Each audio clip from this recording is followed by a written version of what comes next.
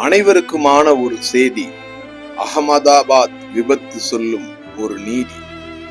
அடுத்த நிமிடம் கூட நிச்சயமற்ற வாழ்க்கை. எத்தனையோ கனவுகளை நெஞ்சில் கொண்ட ஏராளமான மனிதர்களை சுமந்து சென்ற ஏரோப்ளேன் எரிந்து சாம்பலாகும் என்று எவரும் கனவில் கூட நினைத்திருக்க மாட்டார்கள். எல்லாம் கனப்பொழுதில் முடிந்து விட்டது. சொந்த நாட்டுக்கு மகிழ்வுடன் திரும்ப நினைத்த மனிதர் கதையெல்லாம் நொடிப்பொழுதில் சோகமாகி போனது.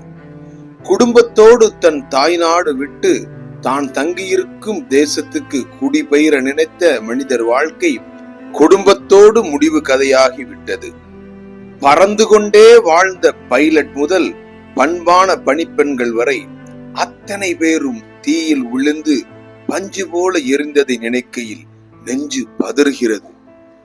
மாண்புமிகு முன்னாள் முதல்வர் முதல் பிள்ளைகள், பேரன், பேத்திகளோடு மகிழ்ச்சியாக ஆகாயத்தில் பறந்த அத்தனை பேரும் அடையாளம் தெரியாமல் உருக்குலைந்து போனது உலகில் எங்கும் காணாத சோகம். கண்களில் நீரை பெருகச் செய்யும் பெருந்துயரம். 10 மணி நேர பயணம்தான்.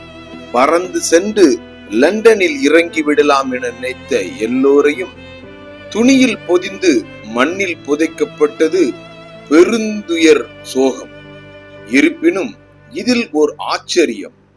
அனைவராலும் வேண்டாம் என்று ஒதுக்கப்பட்ட 11A இருக்கை பயணி மட்டும் பிழைத்தது.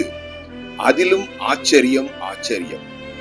இதிலிருந்து உங்களுக்கு சொல்லும் நீதி, அனைவராலும் வேண்டாம் என்று வெறுக்கப்பட்டு உங்களுக்கு கிடைத்தாலும் இனிமையோடு இஷ்டத்தோடு அதை ஏற்றுக்கொள்ளுங்கள்.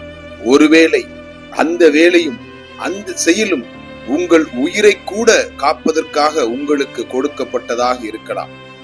கிடைப்பது எதுவாக இருப்பினும் அது சிறப்பானது என்று புரிய வைக்கின்றது. அதுபோல 10 நிமிடம் தாமதமாக வந்து தனக்கான பயணத்தை தவறவிட்ட பூமி சௌகான் என்ற பெண் முதலில் வருந்தினாலும் நடந்த கோர விபத்திலிருந்து தான் காப்பாற்றப்பட்டது இறைவனின் சித்தம் என்பதை நினைத்து இன்று வரை இருகரம் கூப்பி இறைவனுக்கு நன்றி சொல்கிறாள். இதிலும் ஓர் அர்த்தம் உண்டு. ஒருவேளை நீங்கள் நினைத்தது உங்களுக்கு கிடைக்கவில்லை என்றாலும், தாமதமாக வந்து அது தவறிவிட்டாலும், அதைவிட சிறப்பானது ஒன்று இந்த வாழ்க்கையில் உங்களுக்கு இறைவன் வைத்திருக்கிறான் என்பதை மட்டும் நினைவில் கொள்ளுங்கள். அகமதாபாத் என்றும் நம் கண்களில் அகலாத ஒரு பெரும் துயரம். ஆனாலும் இதிலிருந்து நாம் கற்றுக்கொள்ள வேண்டியது ஒன்றுதான். நிச்சயமற்ற இந்த வாழ்க்கையிலே ஒவ்வொரு நிமிடமும் நாம் அனைவரும் மகிழ்ச்சியோடு, நினைவில் நிம்மதியோடும் வாழ்வோம். இந்த உலகில் நாம் எதுவும் கொண்டு வந்ததில்லை, கொண்டு போவதில்லை. இருக்கும் வரை இன்பமாக, அனைவருக்கும் துன்பம் தராத ஒரு வாழ்க்கையை நாம் வாழ்வோம். கிடைப்பது எதுவென்றாலும் அதை மகிழ்வோடு அனுபவிப்போம். இல்லாத ஒன்றுக்காக ஏங்கி நீங்கள் கண்ணீர் வடிக்க வேண்டாம், கலங்க வேண்டாம். கடவுள் உங்களை நேர்த்தியாக படைத்திருக்கிறார்.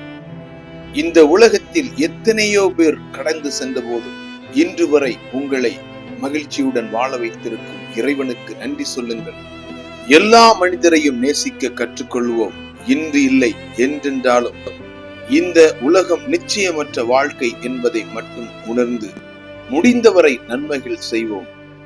கோரமான விமான விபத்தில் தங்கள் இன்னுயிரை இழந்த அனைத்து அன்பு சகோதர சகோதரிகளுக்கும், அன்பான உறவுகளை இழந்து நிற்கும் அனைத்து நெஞ்சங்களுக்கும் இளந்தளிர் இயக்கத்தின் சார்பாக ஆழ்ந்த இரங்கலையும் அனுதாபங்களையும் தெரிவித்துக் கொள்கிறோம்.